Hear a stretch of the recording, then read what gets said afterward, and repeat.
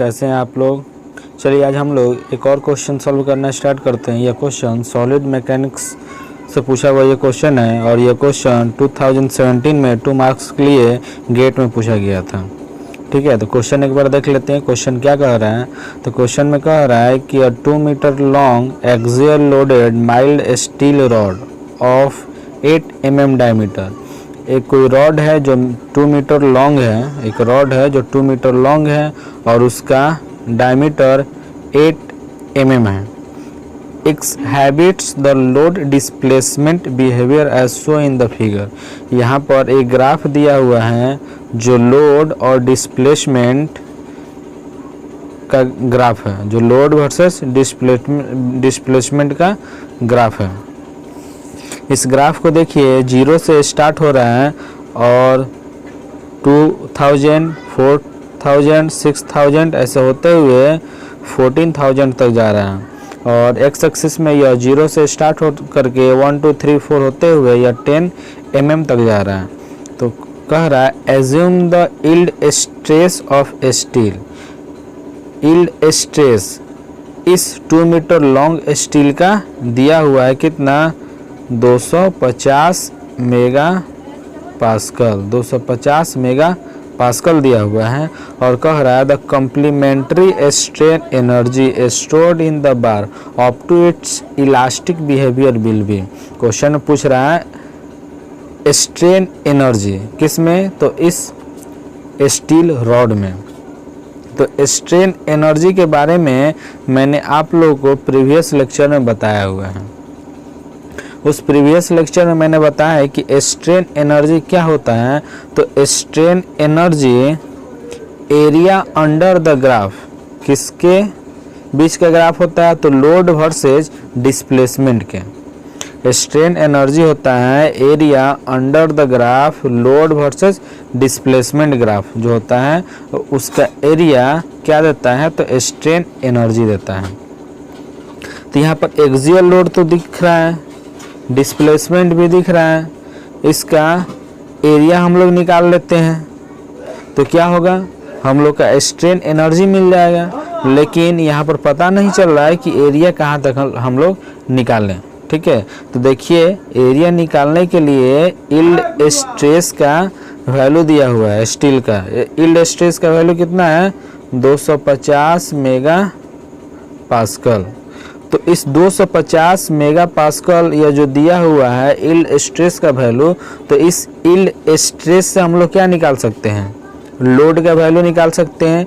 जब लोड का वैल्यू मिल जाएगा हम लोग को तो देख लेंगे यह ग्राफ किस उस लोड पर, जो लोड का वैल्यू हम लोग को मिलेगा उस लोड पर वह कौन से डिस्प्लेसमेंट पर कट कर रहा है।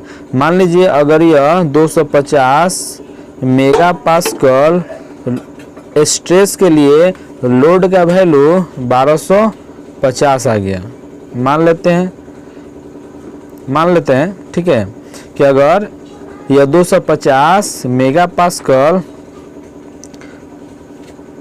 250 मेगा पास्कल स्ट्रेस के लिए 250 मेगा पास्कल स्ट्रेस के लिए यह लोड का वैल्यू 1250 आ जा रहा है। तो क्या करेंगे, यहाँ पर देखेंगे हम लोग कि यह एक्स एक्सिस को कहाँ पे कट कर रहा है। यहाँ पर क्या करेंगे, तो यहाँ पर हम लोग देखेंगे कि यह एक्स एक्सिस को कहाँ पर कट कर रहा है।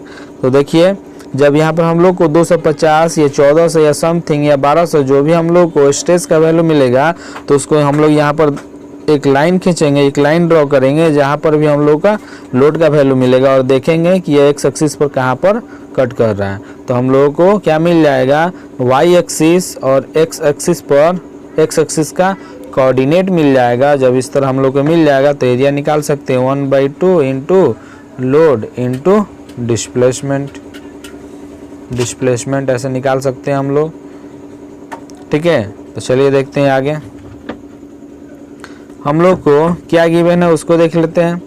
गिवन में हम लोग को दिया है, कह रहा है कि जो ग्राफ था वह क्या था, तो लोड डिस्ट्रीब्यूशन डायग्राम था, कोई दिक्कत नहीं है। फिर कह रहा है कि स्ट्रेस इन स्टील कितना दिया हुआ है, स्ट्रेस इन स्टील हम लोग को कितना दिया हुआ है, एक बार इसको जूम करके देख लेते हैं। तो स्ट्रेस इन स्टील हम लोग को दिया है 250 मेगा पास्कल, जिसको हम लोग न्यूटन पर mm स्क्वायर में लिखेंगे तो 250 इंटू 10⁶ न्यूटन पर mm स्क्वायर हो जाएगा। लेंथ ऑफ द स्टील दिया हुआ है 2 metre, diameter of the mild steel दिया हुआ है 8 mm, ये mm में है और यह जो लेंथ है वह मीटर में है। तो देखिए वी नो दैट, हम लोग जानते हैं, किससे जानते हैं, तो प्रीवियस लेक्चर से, जो प्रीवियस लेक्चर मैंने अपलोड किया हुआ है उससे हम लोग जानते हैं कि area under load displacement diagram give the strain energy. Strain energy कैसे मिलेगा, तो लोड और डिस्प्लेसमेंट डायग्राम जो होगा उसका एरिया क्या देगा, स्ट्रेन एनर्जी। अब चलिए देखते हैं स्ट्रेस बराबर क्या होता है, load per unit area. Load per unit area, तो लोड निकालने की क्या करेंगे, स्ट्रेस को एरिया से मल्टीप्लाई कर देंगे और स्ट्रेस हम लोग को यहाँ पर मिला हुआ है। स्ट्रेस कितना है, तो 250 मेगा पास्कल था, तो उसको न्यूटन पर mm स्क्वायर में तोड़े थे तो उसको 10⁶ से मल्टीप्लाई कर दिए थे। और एरिया, किसी रॉड का एरिया कैसे निकाल सकते हैं, उसका डायमीटर दिया हुआ है, तो एरिया बराबर हम लोग जानते हैं π/4 इंटू डी स्क्वायर। डी क्या है, तो डायमीटर ऑफ द रॉड है। देन वैसे ही लिखे π/4 इंटू 10 इंटू 10⁻³ इसको मीटर में हमने कन्वर्ट कर लिया है, उसको स्क्वायर कर देंगे π/4 इंटू डी स्क्वायर। देन हम लोग को लोड निकल के आया 12,560 न्यूटन।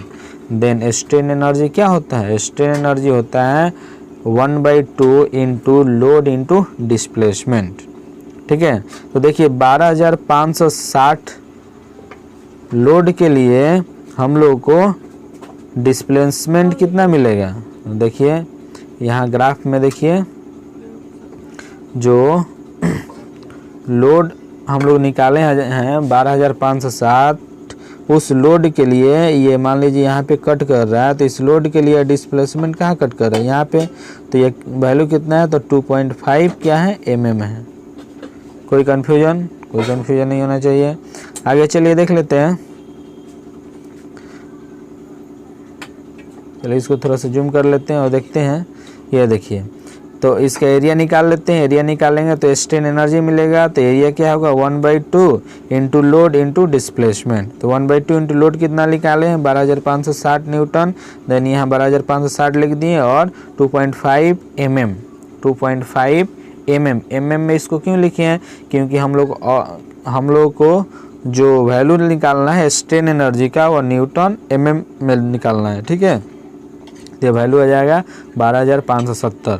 देखिए जो क्वेश्चन पूछा था उसमें स्ट्रेन एनर्जी हम लोग से किस यूनिट में पूछा है, तो न्यूटन mm में पूछा है। न्यूटन मीटर में पूछता तो उसको 10⁻³ से मल्टीप्लाई कर देते हैं, लेकिन यहाँ पर देखिए ये क्या पूछा है, तो न्यूटन mm में पूछा हुआ है, तो क्या करेंगे, न्यूटन mm में उसका वैल्यू निकाल देंगे।